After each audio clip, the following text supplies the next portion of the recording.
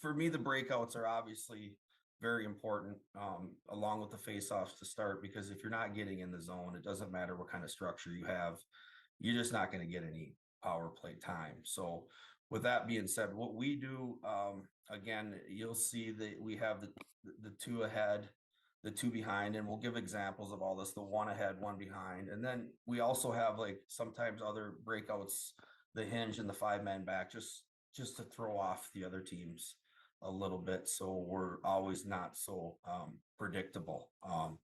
So with that being said, I'll start off here with the two ahead. So the two ahead is basically designed, and you'll see the F1 is here. If we can ever bypass that F1 and then cut our routes, that's what we want to try to do. So there's that separation here between the F1 and the 3 and a 1-3, because we see a lot of 1-3s. Again, and then the two, if we can't trap the F1, we'll use the two behind and we'll do the 2-man drop. And again, let's just get right into it here. And you can see the extension of the F1 there that is highlighted. So at the end of the day, these two guys here have to be in sync. So if they can see they can trap them, they want to hold their ice. And if we can get it to them, you'll see now they're two together. So you're getting the same type of look as a 2-man drop, but you trap their F1. So that's the key to this two ahead.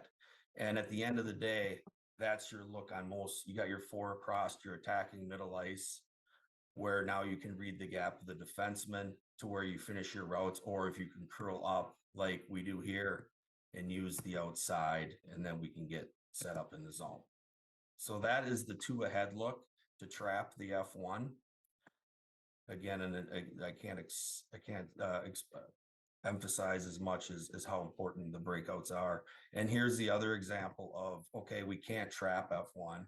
So now the two guys are going to go in behind us carrying the puck.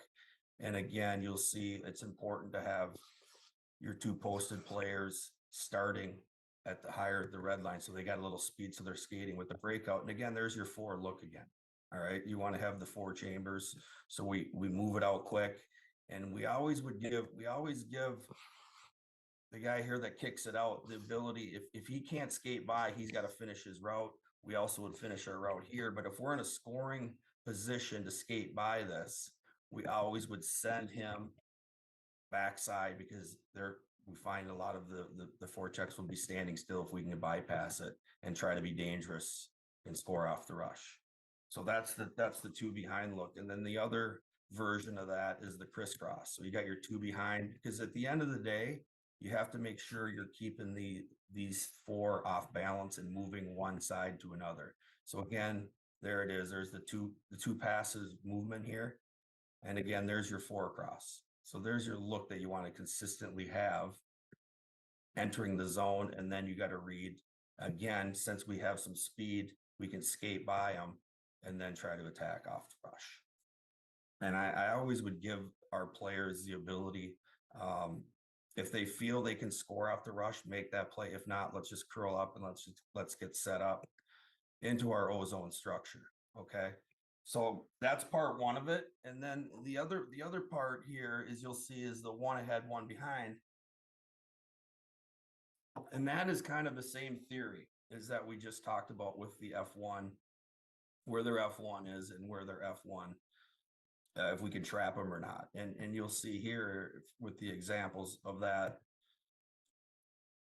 Okay, so right here, you can see the F1, and you can see them looking over shoulder at our drop guys. Okay, you can see they're trying to read their depth. But here we use the defenseman and the other one ahead, the other forward. So now there's your look, and we drop the winger back and we skate by him, because we know that he's going to try to get it out of our hands. So again, there's our 4 across look. All right, and we always try to say there, you attack here, you're attacking here, and then we want speed on the outsides. But if you get that really tight support and that speed inside, you can really pick on this guy. And again, you might only get him once at our level, might not happen again, but if you can, it's always nice to be able to score off the rush. So there's that one ahead look. And then here again, you can't trap their F1. there's the two as they go forward. Now you leave it for the one. And again, there's that same look again. You're always getting the 4 chambers across and then finishing your routes. And then again, trying to use up top, and we'll get into this here in a little bit. Any side it enters on, we always hold this guy a little bit higher. So now we can attack from that side as we get in zone. All right, I'm sorry, I don't have the hinge one on here, but I wanted to show this. This is the 5 across. So this is it's basically doing the same thing. You're picking on your F1, you're attacking him head on. You want to try to keep that speed a little bit delayed behind. But at the end of the day, there's your 4 across look again. Okay, so this is bringing a little bit more speed to it with when we're all coming back. And again, it's given this guy the option on this side, either support because he has to finish his route, to support as a bumper, or to go back post to score. And there again is your weak side post guy holding his ice in case we have to chip, keep it going, or rim it out of pressure. He holds his ice higher. You can see he stops, puts on the rudder, and then we use him to release and get set up.